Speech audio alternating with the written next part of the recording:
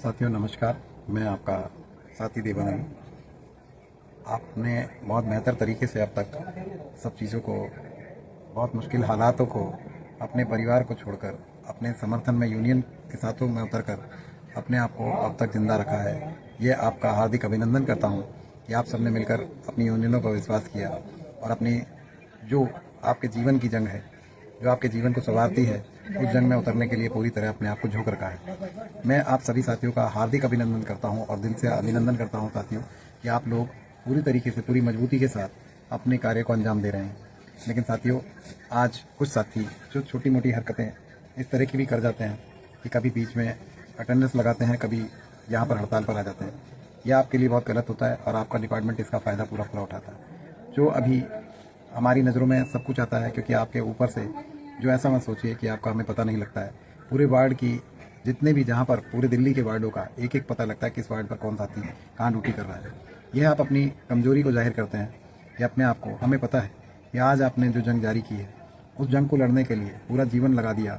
लेकिन अगर आप उस जीवन में, अगर आप चाहते हैं कि आपकी यूनियन अब पीछे हट जाए और आप हार जाएं, तो ऐसा कभी ना मैं सोचूंगा, ना शायद आप कभी सोचेंगे।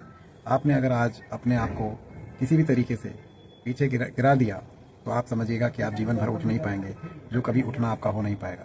लेकिन आज साथियों, आपकी ये लड़ाई, आपकी ये जायज़ मांग और जायज़, आपका हर चीज़ जायज़ है। और हमारी, हम सबकी जो जीवन को संवारने वाला रुख है, वो एक चरम सीमा पर पहुंच चुका है। लेकिन आज ऐसा मत सोचिए कि आपकी मांगों को कोई सुन नहीं रहा है। आपकी मांगों को आपके सेंट्रल गवर्नमेंट से लेकर दिल्ली गवर्नमेंट से निगम तो आपको जानता ही जानता है। लेकिन आपके बीच में जो गलत फहमियाँ जो सामने रख दी गई आधिकारिक वर्ग के द्वारा, और रखी हुई गलत फहमियाँ धीरे धीरे दूर होंगी।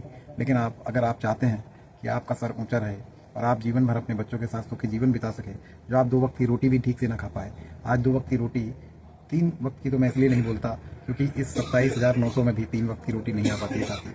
मैं भी आज एक छोटी मोटी एक सरकारी अस्पताल ESIC में इलाज ले पा रहा हूँ।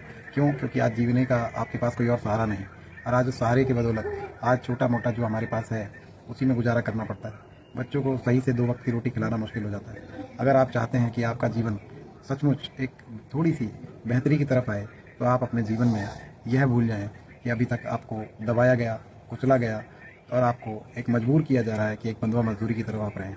शायद अधिकारी वर्ग को यह समझ ही नहीं आता कि ये भी इनके बच्चे हैं और यह इनके भी बच्चे हैं। साथ में आपका हम एक परिवार हैं। हमें मेयर द्वारा, हमें मुख्यमंत्री द्वारा, हमें अपने अधिकारी द्वारा कहा जाता है कि आप हमारा परिवार हैं, आपके लिए सोचा जा रहा है, आपके लिए करा जा रहा है। लेकिन बहुत कुछ कहने के बाद, ऐसा नहीं है कि हमने एक दिन में ही हड़ताल की। लगभग पिछले 2 साल से हम उन्हें कहते आए, लेकिन आपके लिए आज तक 2 कागज़ तक ना हिले। आज हड़ताल को लगभग 28 दिन हो चुके हैं, लेकिन उसके बावजूद भी आज उन्होंने 1-2 पेपर भी आगे नहीं बढ़ाए, जो उनके लिए सिर्फ यह मुश्किल से 2 घंटे का काम है, जिस काम को पूरा कर सकते थे।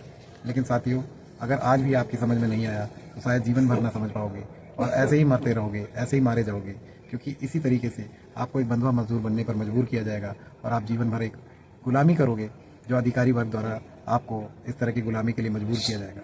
सर उठा के चलने लायक नहीं रहोगे साथियों, आपका सर हमेशा झुका रहेगा, आप नीचे रहोगे। लेकिन साथियों, आज मैं आपसे कहता हूँ, अगर सर उठा के चलना है तो अपने सर और कंधे से कंधा मिलाकर चलना सीखो। अपने उन साथियों को भी समझाता हूँ जो आज आपके साथ अपने घरों में बैठे हैं, वे बाहर निकल कर आएँ। उन बाहर निकलने से आपको अपनी संख्या को दर्शाना होगा कि आप वाकई एक हैं। मैं मानता हूँ कि आज हमारी पूरी दिल्ली में 4,000 कर्मचारी एब्सेंट रहते हैं और हम लोग यहाँ पर तकरीबन 1,000 या 2,000 साथी ही मौजूद रहते हैं। लेकिन साथियों, नीचे उतर कर आना है, अपने आप को पूरे उतर के आएंगे, जब जाकर कहीं आप अपने साथ में पूरा जोर शोर से अपनी बात को उठा पाएंगे और आपका काम जल्दी होगा। धन्यवाद साथियों, मैं इंतज़ार करूँगा और जल्दी ही आप सबके साथ में मिलकर उस कार्य को पूरा भी करूँगा।